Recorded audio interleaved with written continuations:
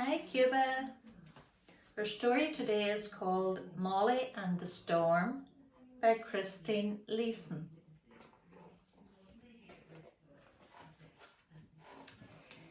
It was the first sunny day after weeks and weeks of rain. Can we go out to play? Asked Molly Mouse, dancing in the pale sunshine. Please. So long as you keep an eye on the weather, said Mother Mouse. I'm sure more rain is on the way.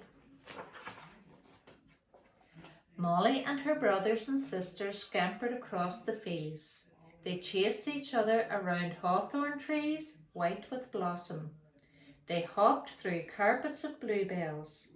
They were enjoying themselves so much that they didn't notice it was suddenly getting darker. Plop! A large drop of rain fell on Molly's nose, and another, and then another. Big black clouds filled the sky and the rain started to fall faster and faster. We'll never get home in time, groaned Molly. Where can we go until it stops? Just then, a squirrel hurried by on her way home. She stopped when she saw the wet little mice.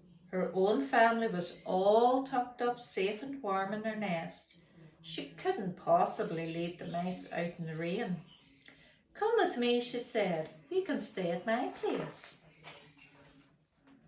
Squirrel ran ahead and bounded up a tree, but the mice didn't follow. Your house is too high and it doesn't look safe in this storm, sighed Molly. An old harvest mouse popped her head out from under some leaves. You can stay with me, she said kindly. I have a nice warm nest of twigs. Harvest Mouse scuttled to her home, but the mice didn't follow. They could see that her woven nest was far too small for them all.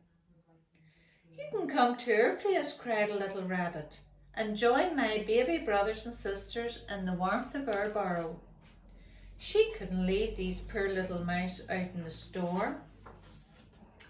Rabbit popped down the rabbit hole, but the mice stayed outside. Your home is very full, said Molly, peering inside at all the baby rabbits. I think we'd all be too squashed. Before Rabbit had time to answer, they both heard someone calling. Molly pricked up her ears. It's Mother Mouse, she squeaked. Thank goodness I found you, cried Mother Mouse. The storm is getting worse, but there's an old hollow oak tree nearby where we can stay until the rain stops. The hollow oak tree stood at the top of a slope. The mice scrambled inside and were soon warm and dry. We'll stay here tonight, said Mother Mouse. You can all curl up together and go to sleep. But Molly couldn't sleep. She lay listening to the roar of the wind and the lashing of the rain, and she was worried about her new friends. Would Harvest Mouse's home be destroyed? Surely Rabbit's burrow would be flooded and Squirrel's nest blown away. Molly looked at her family sleeping suddenly. She couldn't leave her friends out in the storm. Molly hurried outside. The wind tugged and pulled at her as she struggled across the field. There, huddled under a swaying tree, was Squirrel. You must come with me, said Molly. We have found a perfect shelter. Just then, looking tired and bedraggled, the old Harvest Mouse appeared out of the grass. Can I come too? She asked. Of course, said Molly. As they made their way back, they passed Rabbit and her family, huddled under a hedge. You'll be nice and warm if you come with us, said Molly. At last, Molly and her new friends reached the shelter of the old oak tree. Outside, the wind battered the trees and flattened the grass, but inside, everyone was safe and dry.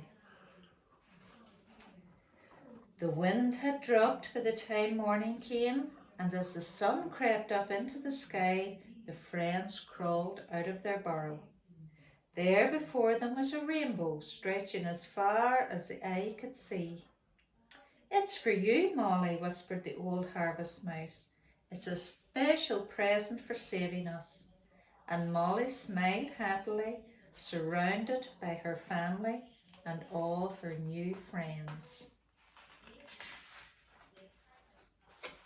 Bye.